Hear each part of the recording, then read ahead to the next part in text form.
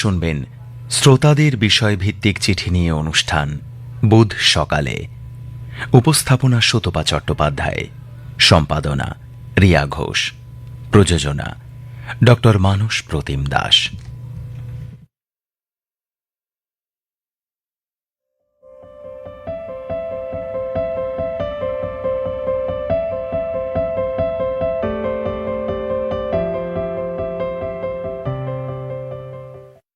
সবাইকে নমস্কার, সুপ্রভাত জানিয়ে শুরু করছি আজকের বুধ সকালে।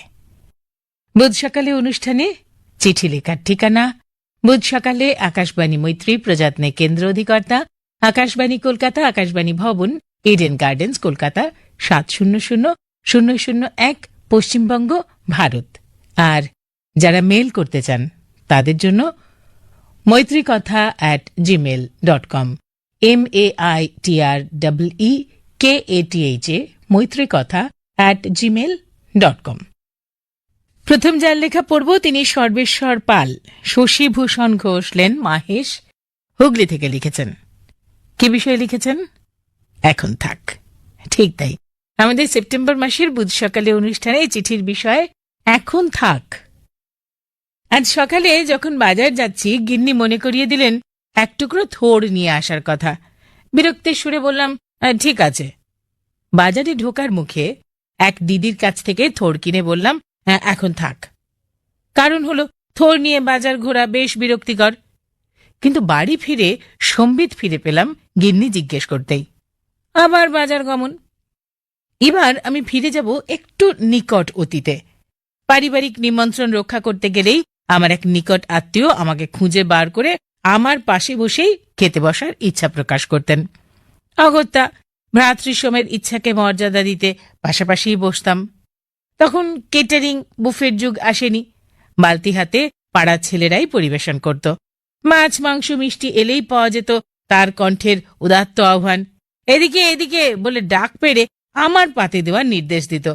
আমি না না এখন থাক, ওর পাতে দিন বলতেই খুব খুশি হতো। এমনি করে অনেক বছর কেটে গেছে। একসঙ্গে নিমন্ত্রণ রক্ষার সুযোগে গত বছর একটা বিয়ে বাড়ি গিয়ে ওর বউ ছেলে মেয়েকে ডেকে জিজ্ঞাসা করি, আমার ভাই কোথায়? উত্তর শুনে তো অবাক। এখন শুধু বাইরে খাওয়া মানা বললে কম বলা হয়। ওর খাবারের মাত্রাও ঠিক করে দিয়েছেন ডাক্তারবাবু। তা অমান্য করলেই জীবন সংশয়। তার কাছ থেকেই জানলাম সামনের বছর রিটায়ার করবে। ছেলে মেয়ে দুজনেই বেকার গ্র্যাজুয়েট।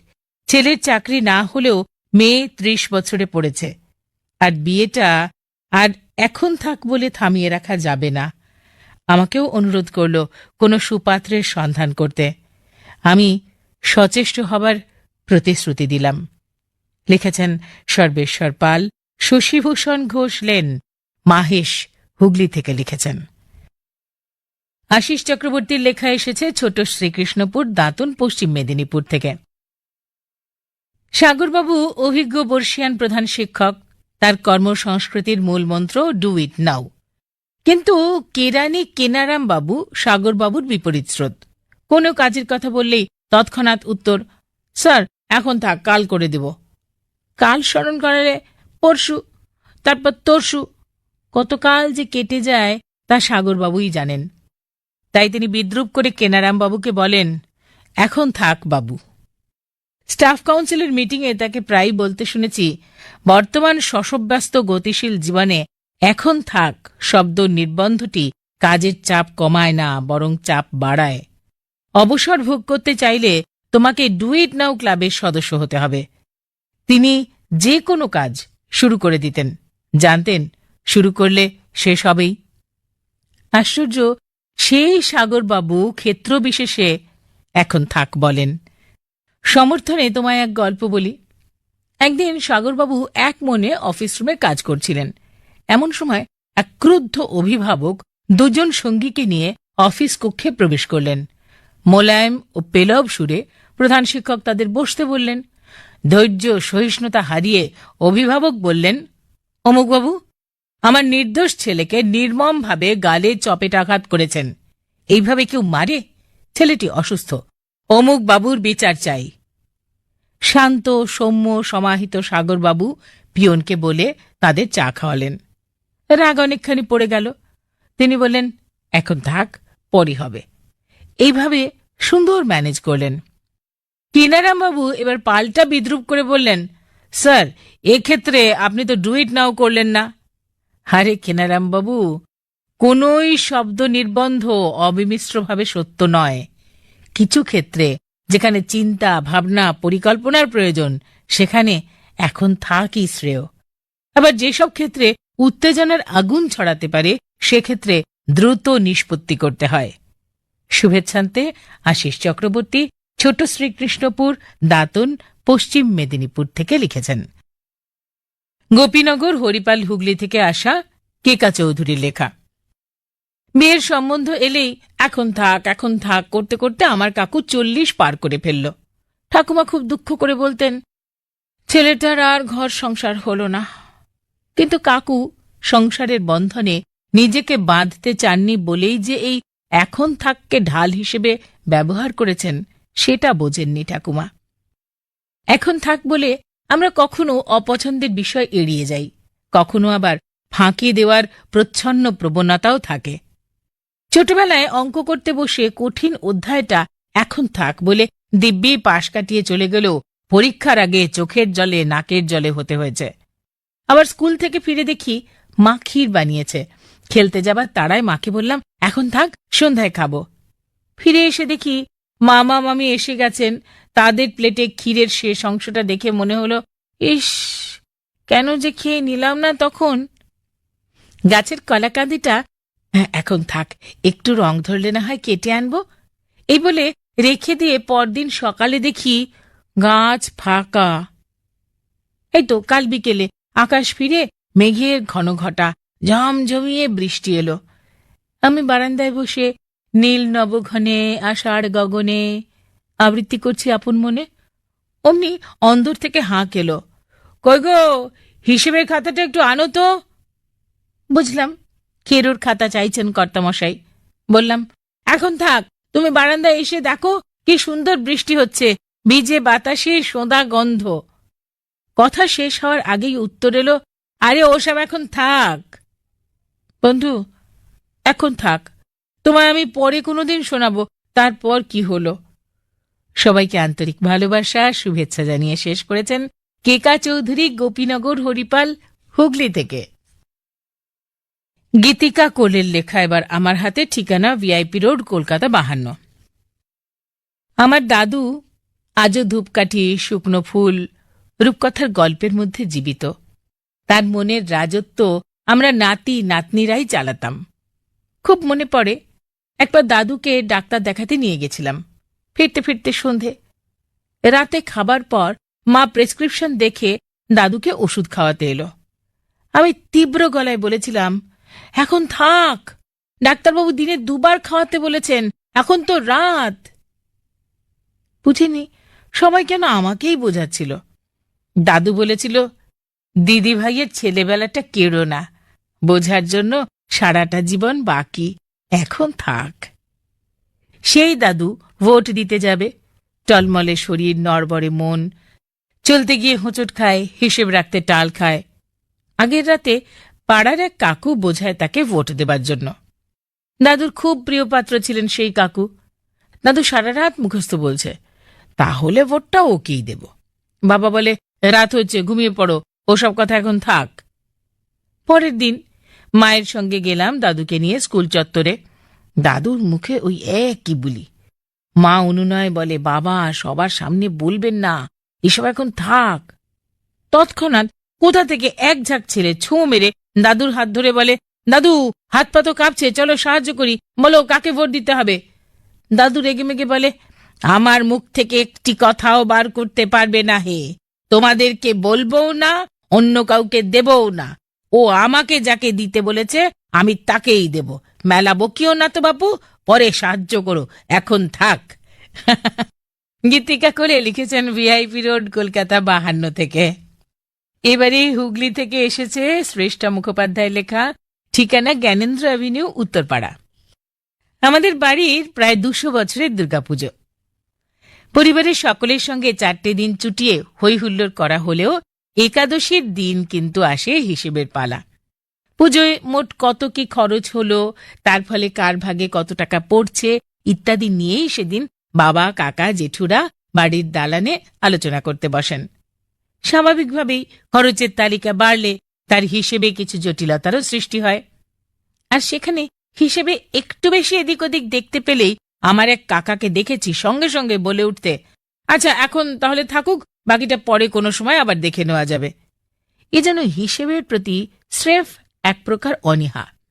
সেই মুহূর্তে সকলেরই মনে হয় হিসাবের জটিলতাকে এড়িয়ে চলতে পারলেই যেন বেঁচে যান আমার কাকা।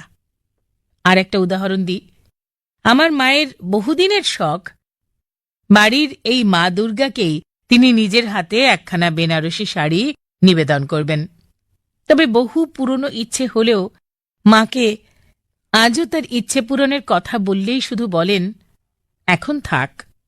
তার কারণ মা চান সেই শাড়িটি যেন আমি একদিন নিজে উপার্জন করে মাকে কিনে দিই, আর যার মধ্যে রয়েছে এক মায়ের বুক ভরা আশা এবং একরাশ প্রতীক্ষা।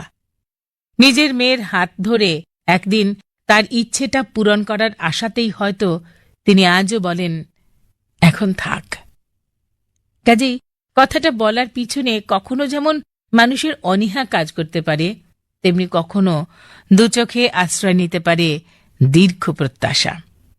আবার কখনো একটানা কাজের ফাঁকে একটু বিরতি পেতেও তো বলি, এখন থাক। কি তাই না? শ্রেষ্ঠা মুখোপাধ্যায়, জ্ঞানেন্দ্র অ্যাভিনিউ, উত্তরপাড়া, হুগলি।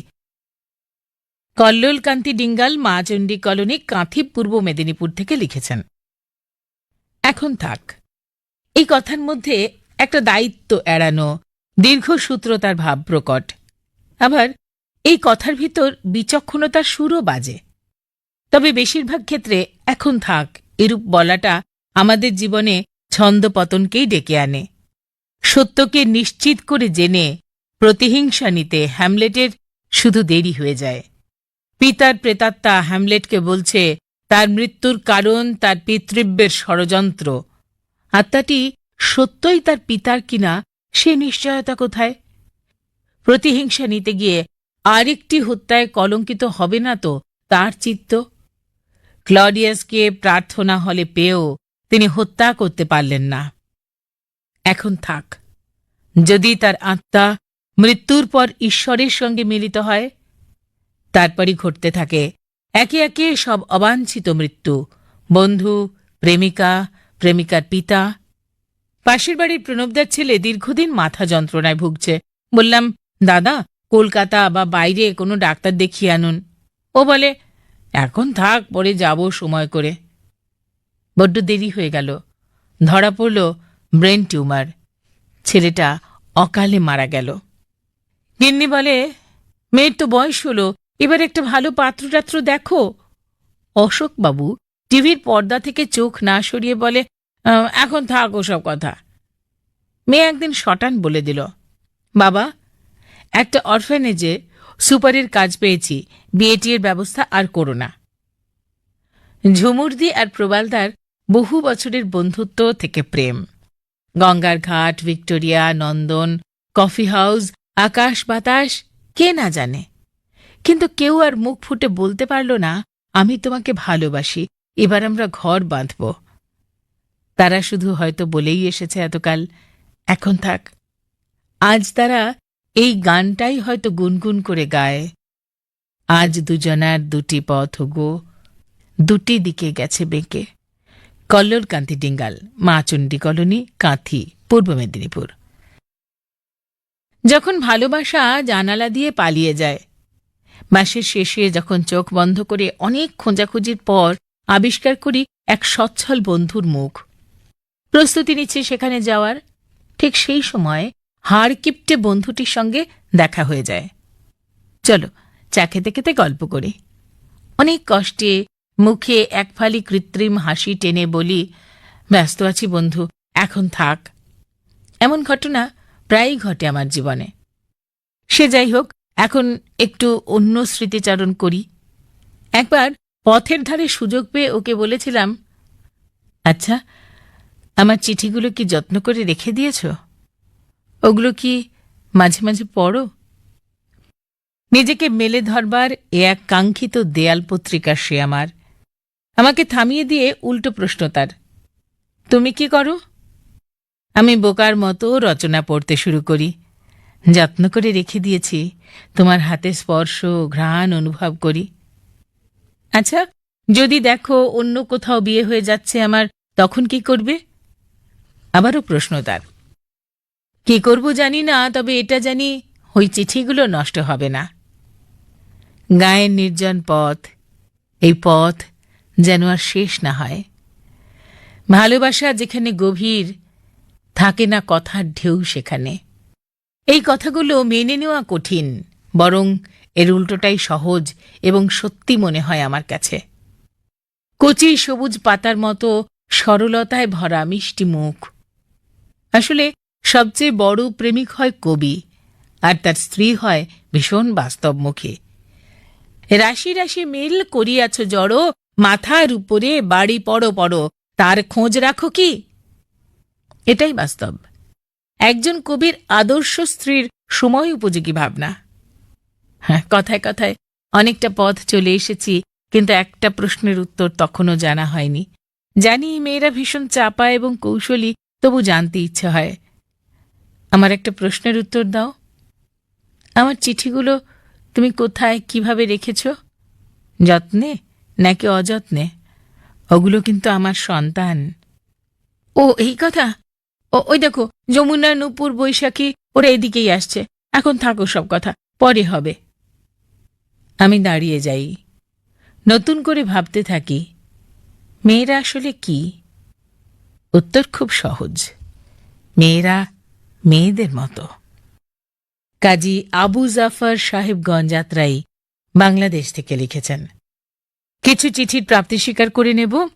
অরূপ সরকার, আসানসোল, পশ্চিম বর্ধমান। আলপনা জানা, চণ্ডীপুর, পূর্ব মেদিনীপুর। হিরণময়ী সাহ, সেবায়তন, ঝাড়গ্রাম। বিশ্বনাথ পাকরাশি, শ্রীরামপুর ৩, হুগলি। পম্পা সরকার, আসানসোল, পশ্চিম বর্ধমান। সত্যজিৎ ঘোষ, বাদুড়িয়া, উত্তর ২৪ পরগনা। অঞ্জলি ভট্টাচার্য, বরানগর, কলকাতা ৩৬। আপনাদের সবাইকে আমাদের আন্তরিক কৃতজ্ঞতা জানাই। এভাবেই সঙ্গে থাকবেন। গৌতমপতির লেখা পড়ব। কুলবেড়িয়া, তমলুক, পূর্ব মেদিনীপুর থেকে এসেছে। এখন থাক, এই কথাটি রামায়ণ মহাকাব্যের সঙ্গেও ওতপ্রোতভাবে জড়িত। প্রকৃতপক্ষে রামায়ণের ঘটনা প্রবাহকে আপন গতিতে বয়ে নিয়ে গেছে ওই কথাটি। অযোধ্যার রাজা দশরথ একবার শম্বরাসুরের সঙ্গে যুদ্ধে দারুণভাবে আহত হন। তখন রানী কৈকেয়ী তাকে সেবা শুশ্রূষা করে সুস্থ করেছিলেন। কৈকেয়ীর সেবায় সন্তুষ্ট হয়ে দশরথ তাকে সে সময় 2টি বর দিতে চেয়েছিলেন। কৈকেয়ী বলেছিলেন, এখন থাক, পরে সময় মতো বর 2টি চেয়ে নেবেন। দশরথ তার বড় ছেলে রামের রাজ্যাভিষেকের আয়োজন করছেন। এমন সময় দাসী মন্থরার কুটিল চক্রান্তে ও পরামর্শে কৈকেয়ী দশরথের কাছে তার প্রাপ্য বর 2টি চাইলেন। প্রথম বরে রামের 14 বছর বনবাস, দ্বিতীয় বরে নিজের ছেলে ভরতের রাজ্যাভিষেক। রামচন্দ্রের হস্তক্ষেপে নিতান্ত অনিচ্ছা সত্ত্বেও দশরথ কৈকেয়ীকে বর 2টি দিতে বাধ্য হন। বর 2টির বাস্তবায়নের পর ঘটনার ঘন ঘটায় এগিয়ে চলে মহাকাব্যের যাত্রাপথ। এবার আমাদের গায়ের কথা বলি। গায়ের জগদীশবাবু সরকারি চাকুরে, কয়েক বিঘা জমি এবং বাগান আছে। গায়ের মানুষের সাহায্য এবং সক্রিয় অংশগ্রহণে প্রতি বছর দুর্গাপুজো হয়, কিন্তু চাঁদা চাইতে গেলে প্রতি বছর জগদীশবাবুর একই বলি, এখন থাক। কারণ হিসেবে কখন বলতেন, মাসের শেষে হাতে কি টাকা পয়সা থাকে? কখনো বলতেন, এই তো মাসের শুরু, এখনো বেতন পাইনি। এই করে বার ৩-৪ পুজো কমিটির আদায়কারীকে তিনি ফিরিয়ে দিতেন। তার মধ্যে পুজো শেষ হয়ে যেত। তখন বলতেন, এবছর মা তো চলেই গেলেন, পরের বছর 2টো চাঁদা একসঙ্গে দিয়ে দেবেন। কিন্তু সেই টাকা কখনোই আদায় হতো না। সে বছর আমরা কয়েকজন যুবক পুজোর দায়িত্বে জগদীশবাবুর বাগান থেকে পুজোর জন্য 50টা নারকেল এবং 1 মণ আতপ চাল কিনলাম। বললাম, টাকা পয়সা আদায় হলে মোট 200 টাকা বাড়িতে পৌঁছে দিয়ে যাব। সে বছর তার কাছে আর চাঁদা চাইতে যায়নি, কিন্তু পুজোর দিন 3 আগে যখন তিনি টাকা চাইতে এলেন, তখন আমরা কয়েকজন একসঙ্গে বলেছিলাম এখন থাক। টাকাটা আর তাকে দেওয়া হয়নি। গৌতমপতি কুলবেড়িয়া, তমলুক, পূর্ব মেদিনীপুর থেকে লিখেছেন। মোহাম্মদ মহসিন, মানিকপুর, বেলমুড়ি, হুগলি থেকে। অবসর নিতে না নিতে মহিনবাবুর বাই উঠল টিউশনি করবেন। একে অঙ্কের মাস্টার, দেখতেও বেকার্তিক ঢঙের, ভয়ে ছাত্রছাত্রীরা ঘেঁষেই না। অবশেষে মুগুর আমার হালকা এমন মারলে তোমায় লাগবে না, অঙ্ক এমন সহজ শেখায় না বুঝ কিছু থাকবেই না। অভয়বাণীতে জুটল কয়েকটা পোড়ো, কিন্তু কপাল পোড়া মহিনবাবু ডেরিভেটিভ শেখালে ওরা ভুলে যায় কোঅর্ডিনেট। বাইনোমিয়ালের পাঠ চুকতেই ভোলে পারমুটেশন।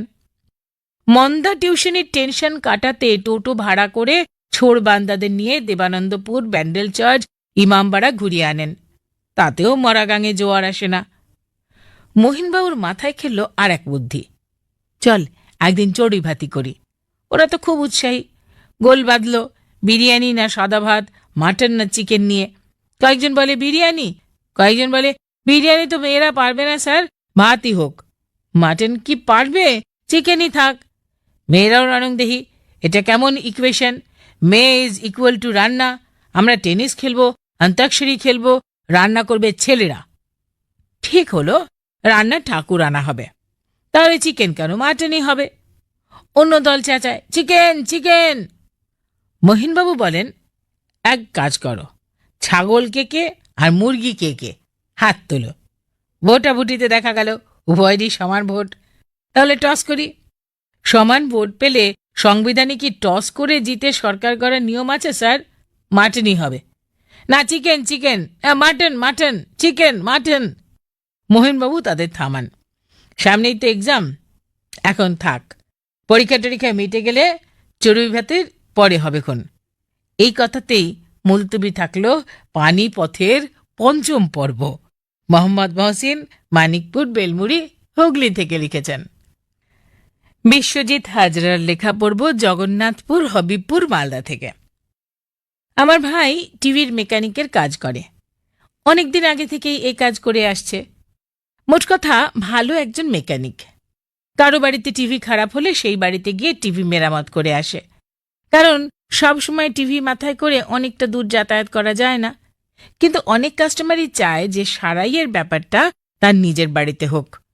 তাদের বোধহয় মনে হয় যে ফ্যাক্টরি গোছের একটা ব্যাপার না থাকলে, প্রচুর যন্ত্রপাতি ছড়িয়ে ছিটিয়ে না থাকলে মেরামতিটাই হয় না। বারবার যখন পিড়াপিড়ি করে, এমনকি বাড়ি বয়ে এসে টিভি সেট দিয়ে যাওয়ার কথা বলে, তখন ভাইয়ের মুখে একটাই কথা ফুটে ওঠে, এখন থাক, পরে কাজ করব। অপছন্দের বন্দোবস্তে কাজ করতে তার ঘোর অনীহা। আপত্তির জন্য সম্বল ওটাই, এখন থাক। বিশ্বজিৎ হাজরা লিখেছেন জগন্নাথপুর, হবিবপুর, মালদা থেকে।